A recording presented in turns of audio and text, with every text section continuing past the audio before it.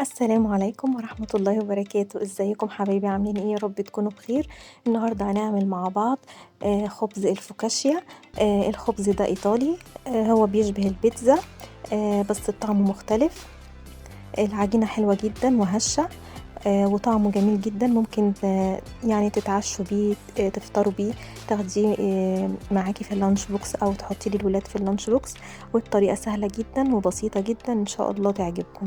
نقول بسم الله ونبدأ الطريقة. اول حاجة عندي هنا نص كيلو من الدقيق اللي هو دقيق المخبوزات، بحط عليهم معلقتين من اللبن البودر، وطبعا بحط عليهم ذرة ملح حوالي ربع معلقة صغيرة من الملح، وبقلبهم مع بعض وبركنهم بقى على جنب. كمان هحط علشان احنا في الشتاء عايزة يعني العجينة تخمر بسرعة، وهحط معاها معلقة بيكنج باودر.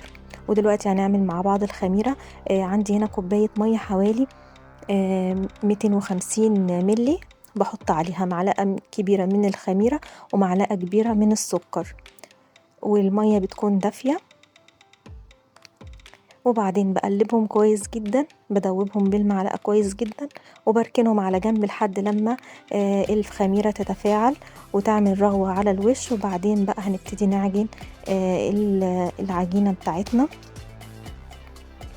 بندوب كده الخميرة كويس جدا في المية الدافية، لازم المية تكون دافية مش سخنة قوي علشان الخميرة ما تفسدش.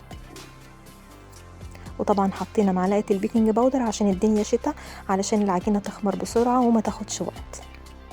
دلوقتي بعد ما الخميرة كده رفعت معانا، دلوقتي بحط حوالي اللي هم حوالي 150 ملي 250 ملي من المية.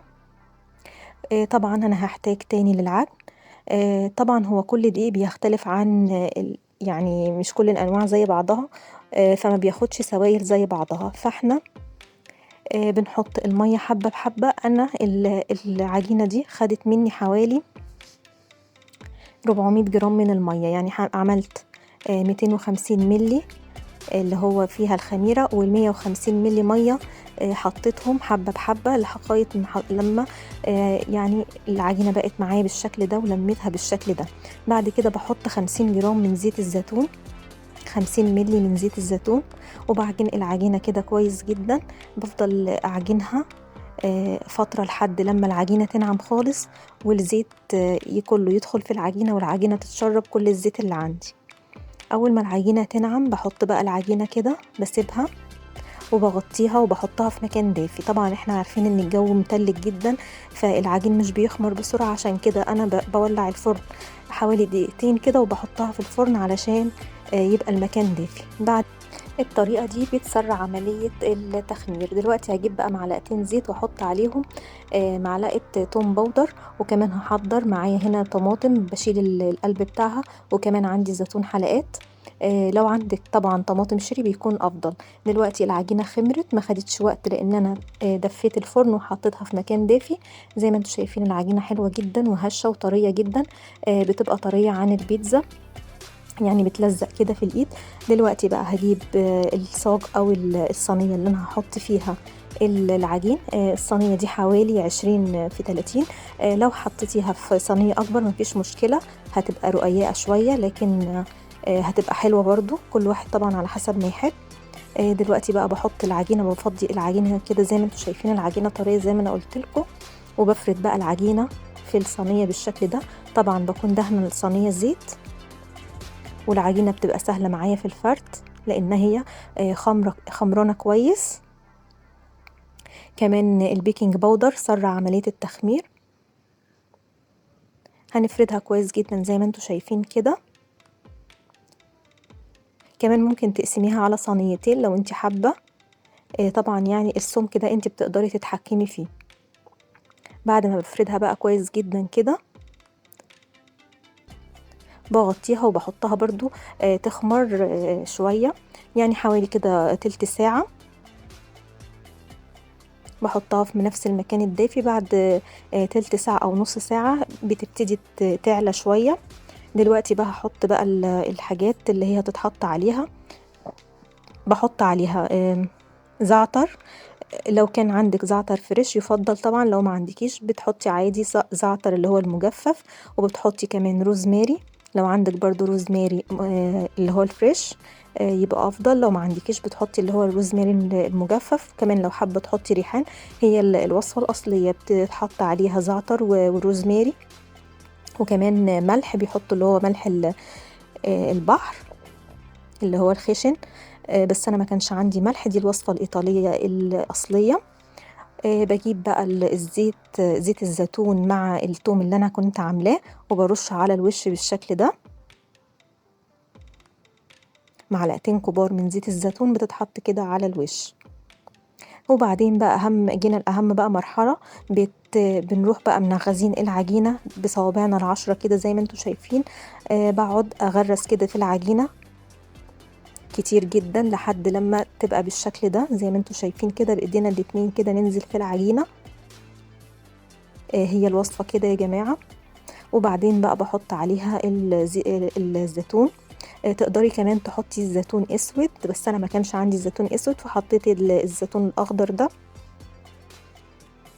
بنرصصها كده باي شكل عشوائي. وكمان بنحط الطماطم اللي احنا عاملينها. زي ما قلت لكم، لو في طماطم شيري تبقى احلى، لو ما فيش بتجيبي الطماطم العاديه وبتشيلي القلب بتاعها، ما بيبقاش فيها ميه، يعني بنخلي الحته اللي هي من بره بس، وبنقطعها بالشكل ده وبنحطها بالشكل ده. طبعا بكون مجهزة الفرن على درجة حرارة 250. بولع الفرن قبلها ب10 دقايق علشان الفرن يسخن. وبعدين عقبال بقى ما احط كده الخضار عليها، بدخلها بعد ما بحط الخضار بيكون الفرن سخن في اللحظات دي. وبدوس كده على الزيتون علشان ينزل تحت كده ويلزق في العجينة.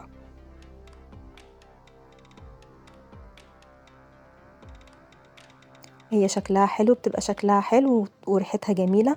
واحطها في الفرن حوالي نص ساعة لحد لما تحمر من تحت، وبعدين بفتح عليها الشواية من فوق.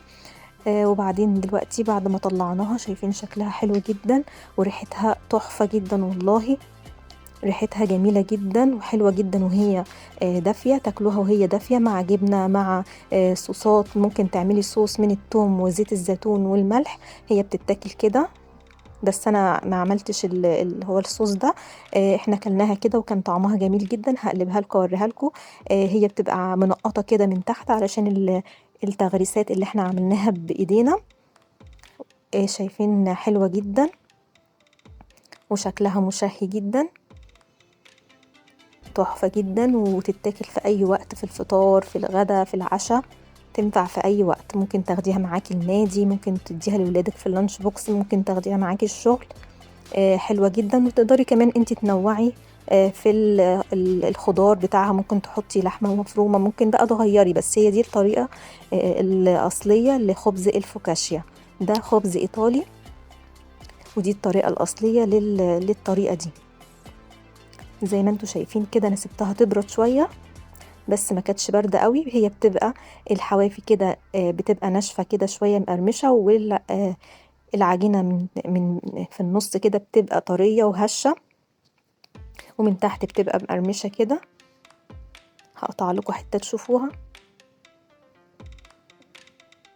لو عملتوها ان شاء الله هتعجبكم، وهتعملوها على طول، سهلة جدا وما بتاخدش اي وقت. وممكن بقى تحطي انتي الخلطات اللي انتي حباها. يا رب الوصفة النهاردة تعجبكم. وان شاء الله تجربوها وتقولي لي في الكومنتات لو عجبتكم الوصفة. ما تنسوش بقى تعملوا لايك كتير وشير وسبسكرايب للقناة. والسلام عليكم ورحمة الله وبركاته.